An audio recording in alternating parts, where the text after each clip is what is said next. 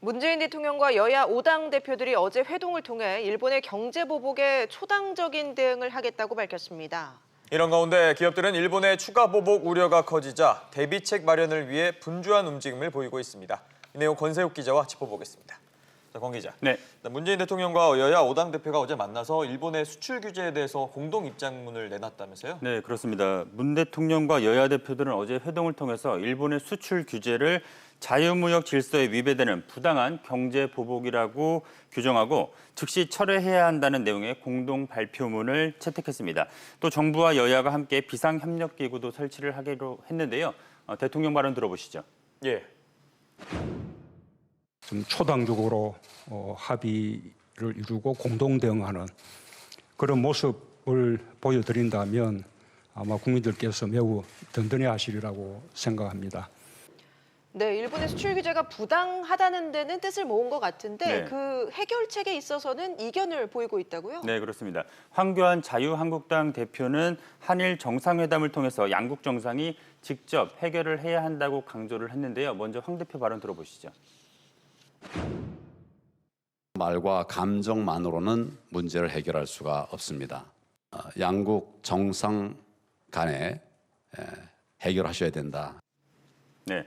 야당 대표들은 또 일본과 갈등을 풀기 위해서 대일 특사 파견 또한 촉구를 했습니다.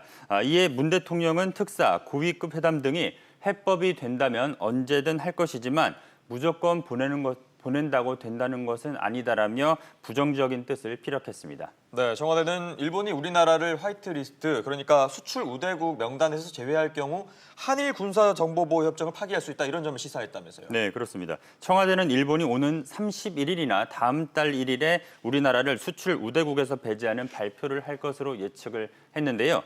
정의용 청와대 국가안보실장은 이와 관련해 한일 군사정보보호 협정을 지금은 유지를 하겠다는 방침을 갖고 있으나 상황에 따라 재검토할 수 있다고 말한 것으로 참석자들에 의해서 전해졌습니다. 예. 군사정보보호협정은 한일 안보 협력의 상징으로 미국은 협정 파기 불가 입장을 갖고 있는데요. 문 대통령과 여야 대표 회동 자리에서 나온 이 발언이 공개가 되자 청와대는 원론적 발언이라며 바로 진화에 나섰습니다. 네, 발등에 불이 떨어진 기업들의 일본행이 이어지고 있는데 이번에는 정의선 현대차그룹 수석 부회장이 일본 출장길에 올랐다고요? 네, 업계에 따르면 정의선 수석 부회장은 일본 도쿄를 방문해서 주요 부품 소재 기업 경영진을 만나 공급망 점검을 할 것으로 전해졌습니다. 일본의 수출 규제가 장기화되고 반도체와 디스플레이를 넘어 자동차 분야까지 확산될 우려가 커진 데 따른 것입니다. 네, 삼성전자는 협력사들을 상대로 재고 비축을 요청했다면서요. 예, 업계에 따르면 삼성전자는 최근 스마트폰과 같은 세트 부분의 국내 협력사들에게 일본산 소재 부품 전 품목에 대한 90일치 이상의 재고 비축을 요청한 것으로 전해졌습니다.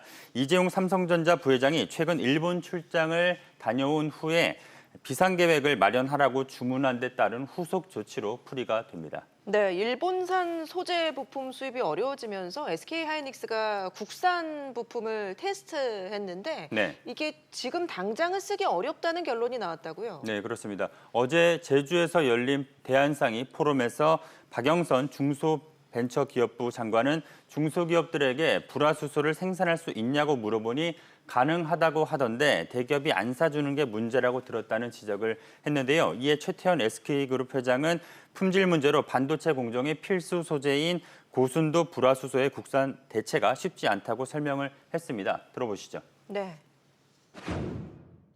품질의 문제고 어디에 얼마큼 쓸 수 있고 순도가 얼마냐, 그다음에 분자의 크기나 얘기 뭐 이런 것들이 다 다릅니다.